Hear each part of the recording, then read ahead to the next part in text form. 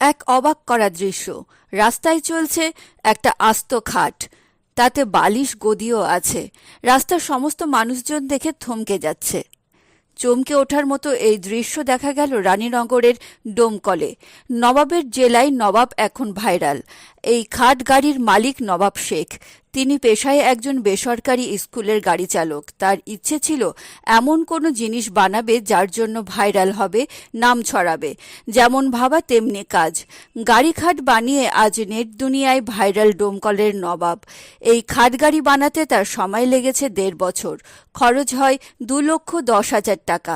ডোমকলের বিধায়ক জাফিকুল ইসলাম নবাবের এই কৃতিত্বকে স্বীকৃতি জানানোর কথা ভেবেছেন বলে জানিয়েছেন তিনি।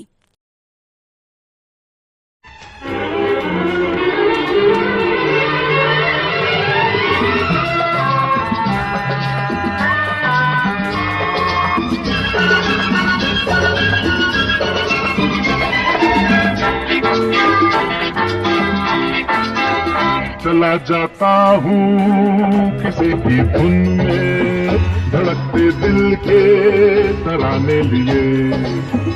चला जाता हूँ किसी की धुन में, धड़कते दिल के